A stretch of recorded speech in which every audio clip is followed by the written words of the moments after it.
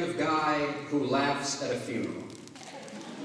Can't understand what I mean? Well, you soon will. Graduation. Another turning point, a fork stuck in the road. A time to wake up, grab a brush, put on a little makeup, to hide the scars and fade away the shake-up, and to dream of Californication. Ladies and gentlemen, we are the youth of the nation. It's our life. It's now or never. We ain't gonna live forever. Now it may seem like it's you and me and all of the people with nothing to do and nothing to lose. But you only get one shot. Do not miss your chance to blow. This opportunity comes once in a lifetime. Yo.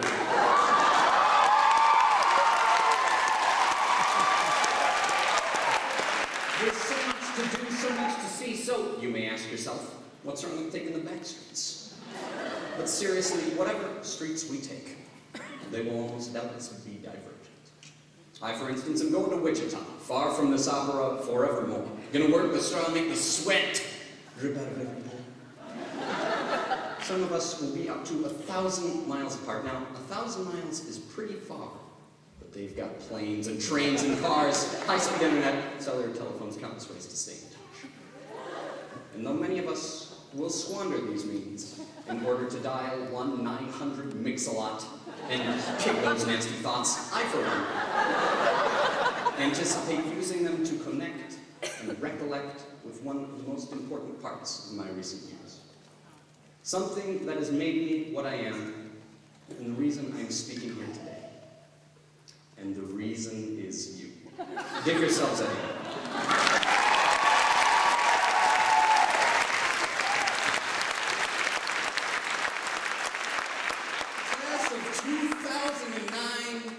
Generation Epic, or simply 09. We've been through a lot together, haven't we?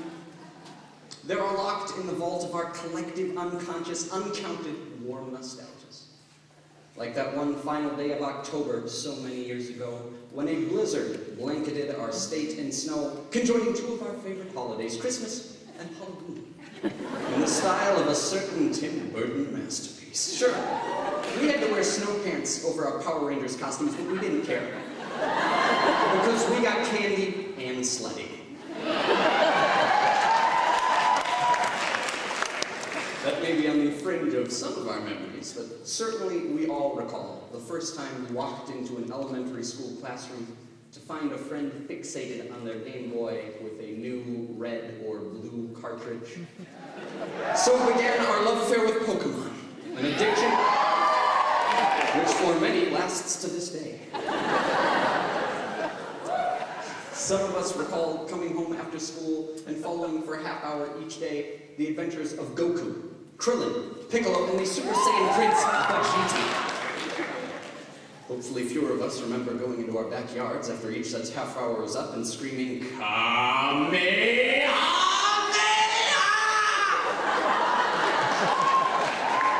Over and over and over again, in hopes that lasers would come out of our hands. It actually worked for me once.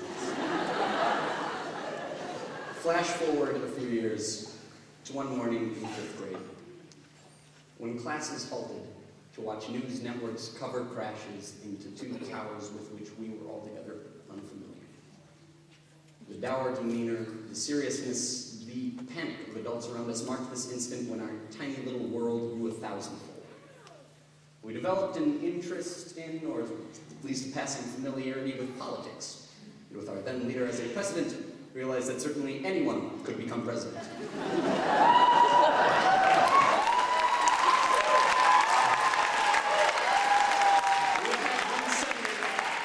We have had one senator who was one of the only men in the Senate to initially oppose the Iraq War, Senator Paul Wellstone, and we have had one senator when we should have two for about half a year now. We've had one governor who was a bodybuilding pro wrestler turned bearded neo-hippie. And we have another governor who's just not that into us. Yet.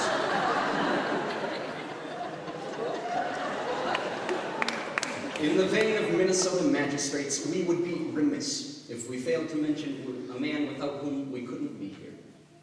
A man whose face many of us have never seen. but whose legacy embiggens us all.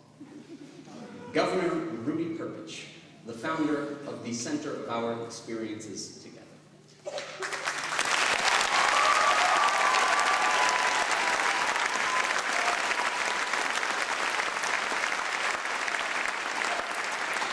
The Japanese cartoons, the introduction to politics, the trading card games, these are nostalgia's heartwarming and fundamental, but pithy and unimportant, before the experiences that we have amassed in just two short years together.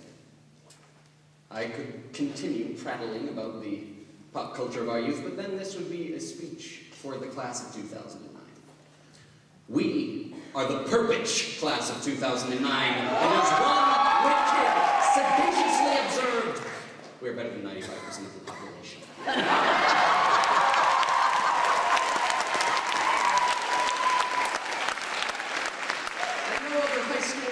So intimately understand the fact that the poems of Mother Goose sound less like old Mother Hubbard went to her cupboard and more like, get the hell away from my dolphins!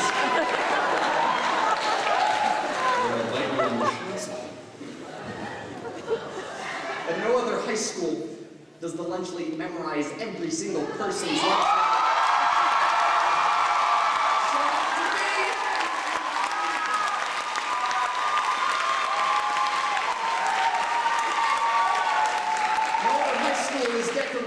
By pink lawn flamingos in a pond that is 40% danger, 50% thin ice. And in no other high school in the world could I say, without offending anyone, that almost half of the graduating class consists of anal critters. But they made that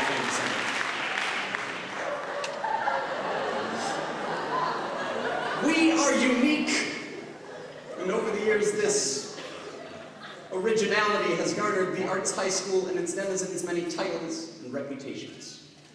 From a school for the weird, the ugly, and the introverted, to a group of the brightest and most creative individuals in Minnesota. From a so-called liberal indoctrination camp to a haven for free thought and opinion. And from a dangerous financial irresponsibility to a national leader in arts and all-around education, our titles are as diverse and ridiculous as we. I spoke earlier of a collective unconscious. I believe also in a collective conscious, in the form of a vat full of the brains of mind-flayer sorcerers that can be accessed by the tunnels underneath the school. Not really. That's an analogy. It's about to play out. You see, a collective conscious, the Perpich experience, is about as whimsical and fantastic as a vat full of monster brains. It doesn't exist. I cannot speak to the Perpich experience. We're too diverse for that. I can only speak to my Perpich experience and hope that it reflects something that we have all felt.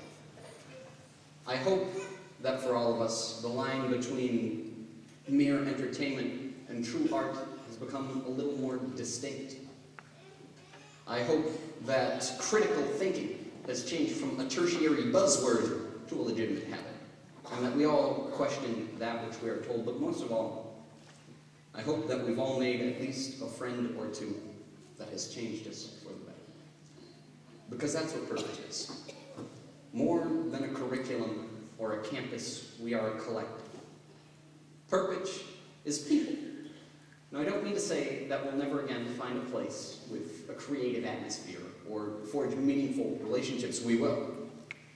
But we can never again exist in this group, in this family, in this amazing place in time.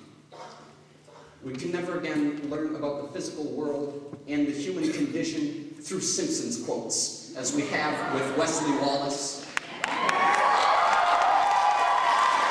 We can never again test our mettle against a sea of tough love and green ink, as we have with Mr. Kevin Clark. We can never again We can never again know Teresa's sharp wit, Chance's mad rhymes, and Abram's laughable indignation. We can never again experience Nicola's glowing intellect, Orlando's signature snicker, and Karl Nord's flowing golden mane. Ladies and gentlemen, the temptation to freeze time, to stay together just a moment longer is heart-wrenching. But if giant, white, furry, floating dragons have taught us anything, it is that you cannot halt the never-ending story. By the end of today, our page will be turned. We cannot relive our experiences, and we will not be able to forge new ones in this group. In this way, this speech and this ceremony mark our oblivion. But at the same time, they form a sort of preamble, for they show us the one thing we can do in regards to Perpich. We can recollect. On the planes of intellect and emotion, we can recall the lessons and the feelings that have moved us whenever and wherever we please. In good times and in bad. On Urk and on Namek. In Kanto and in Johto. And for that reason, our memories are truly golden. Now, let us forge and seal the last of them in the vault of our collective